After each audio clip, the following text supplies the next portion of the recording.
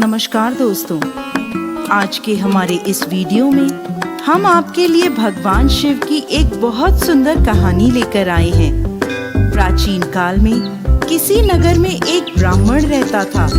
ब्राह्मण के वासुदेव नाम का पुत्र था, जो बुरी संगत में फंसकर पाप करने लगा था। असत्य बोलता, मदिरा पान करता, चोरी करता, लोगों को लूटता, ये सब पाप वो करता था। जब ब्राह्मण और उसके परिवार वालों को उसके इस पाप कर्म का पता चला, तो उन्होंने अपने पुत्र को घर से बाहर निकाल दिया। वो पश्चाताप करने दूसरे नगर में चला गया।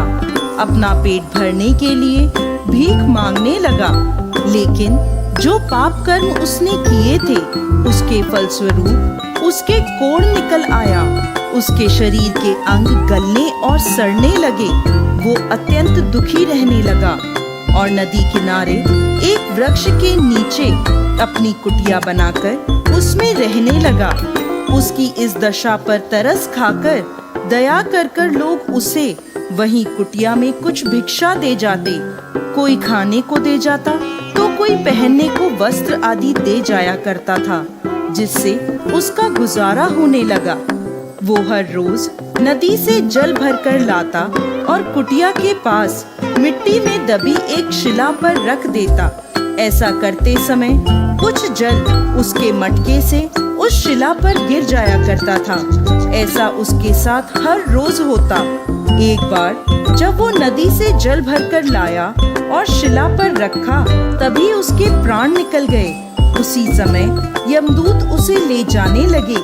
तभी आकाश से एक सुंदर विमान उतरा और उसमें से शिव दूत आए और यमदूतों से बोले, आप लोग इसे नहीं ले जा सकते। ये नर्क का नहीं बल्कि शिवलोक का अधिकारी है। यमदूत बोले, इसने सारी उम्र बड़े पाप किए हैं। इसके पाप कर्मों के फलस्वरूप इसके परिवार ने भी इसे त्याग दिया, इसलिए ये नर्क के योग्य है। ये सुनकर शिवदूत बोले, इसने भगवान शिव को जल अर्पित किया है।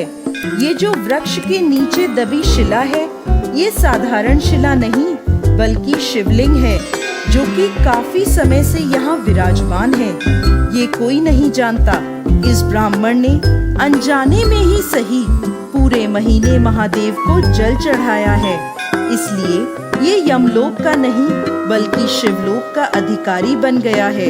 ऐसा कहकर शिवदूत उसे विमान में बैठाकर शिवलोक ले गए। इस प्रकार दोस्तों, जो व्यक्ति महादेव को जल अर्पित करता है, भोलेनाथ के मंत्र ओम नमः शिवाय का जाप करता है, इस कथा को सुनता है और सुनाता है, वो शिवलोक को प्राप्त करता है।